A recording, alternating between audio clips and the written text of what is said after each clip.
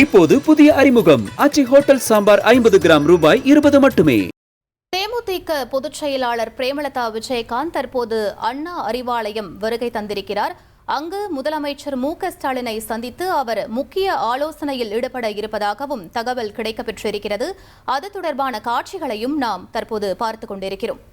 மேலும் விவரங்களை எமது செய்தியாளர் ரமேஷ் வழங்கிட கேட்கலாம். ரமேஷ், தற்போது அங்கு அண்ணா அறிவாலயம் வேறு யாரெல்லாம் வருகை தந்திருக்கிறார்கள், அங்கு இருக்கக்கூடிய சூழலை பதிவு பண்ணுங்க ரமேஷ்.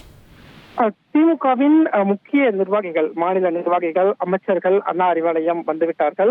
தேமுதிகவின் முக்கிய நிர்வாகிகள், அதாவது பொதுச் செயலாளர், பொருளாளர் உள்ளிட்ட மாநில நிர்வாகிகளும் அண்ணா அறிவாலயம் வந்துவிட்டாங்க. முதலமைச்சர் மு.க.ஸ்டாலினை சந்தித்து ஒரு ஆலோசனை அப்படிங்கிறது நடந்துகிட்டு இருக்கு. தேமுதிகவை பொறுத்த வரைக்கும் முதல் முறையா திமுக கூட்டணிக்குள்ள வராங்க அப்படிங்கறதுனால சில கூட்டணி சார்ந்த விஷயங்கள் எல்லாமே பேச வேண்டியிருக்கும். அதற்கான ஒரு பேச்சுவார்த்தை அப்படிங்கிறது அண்ணா அறிவாலயத்துல இப்போது நடந்து வருவதை பார்க்க முடிகிறது. சட்டமன்ற தேர்தலையும் சரி, நாடாளுமன்ற தேர்தலையும் சரி, திமுக கூட்டணிக்குள்ள தேமுதிக வந்ததே இல்லை. இப்போது முதல் முறையாக திமுக கூட்டணிக்குள்ள தேமுதிக வராங்க அப்படிங்கிறது தான் இப்ப நம்ம முக்கியமா பார்க்க வேண்டிய ஒரு கருத்தாக இருக்கிறது. கடந்த மாதம் தேமுதிகவின் மாவட்ட செயலாளர்கள் அனைவரிடமுமே பிரேமலதா விஜயகாந்த் ஒரு கருத்தை கேட்டிருந்தார். குறிப்பாக நாம யாரு கூட கூட்டணிக்கு போகலாம், யாருக்கிட்ட கூட்டணிக்கு போனா கட்சிக்கும் சரி கூட்டணி சார்ந்த நிகழ்வுக்கும் சரியா இருக்கும் அப்படிங்கிற ஒரு கருத்தை பிரேமலதா விஜயகாந்த் கேட்டிருந்தார். இதுல பல மாவட்ட செயலாளர்கள் நம்ம திமுக கூட கூட்டணிக்கு போகலாம் அப்படிங்கிற ஒரு கருத்தை முன் வச்சிருந்ததா அப்போதே தகவல் கிடைக்கப்பட்டிருந்தது. அந்த தகவலுக்கெல்லாம் உறுதிப்படுத்தக்கூடிய வகையில தான் இன்றைய நகர்வு அப்படிங்கிறது இருக்கிறத பார்க்க முடிகிறது. திமுகவின் தலைமை அலுவலகமான அண்ணா அறிவாலயத்திற்கு தேமுதிக பொதுச் செயலாளர் பிரேமலதா விஜயகாந்த் வருகை புரிந்திருக்கிறார். முதல் முறையாக இந்த திமுக தேமுதிக கூட்டணி அப்படிங்கிறது உருவாகிறது அப்படிங்கிறதையும் பார்க்க முடிகிறது.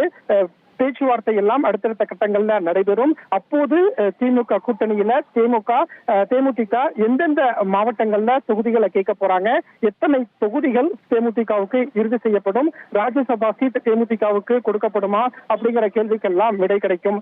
அதிமுக தரப்புலையுமே தேமுதிக ஒரு பேச்சுவார்த்தையை நடத்தியிருந்தாங்க. குறிப்பாக அதிமுகவின் முன்னாள் அமைச்சர்கள் ரொம்ப வெளிப்படையாவே சொல்லியிருந்தாங்க, தேமுதிக சில நிபந்தனைகளை வைக்கிறாங்க. அந்த நிபந்தனைகள் எல்லாமே டெல்லியில பாஜக தலைமையும் தேமுதிகவிடம் ஒரு பேச்சுவார்த்தையை நடத்துறாங்க அப்படின்னு சொல்லியிருந்தாங்க.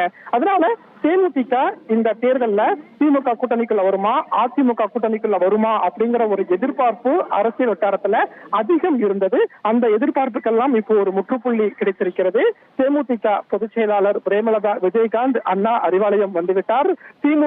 தேமுதிக கூட்டணி அப்படிங்கிறது உறுதியாகிவிட்டது. இப்போது புதிய அறிமுகம் ஆச்சி ஹோட்டல் சாம்பார் 50 கிராம் ரூபாய் 20 மட்டுமே.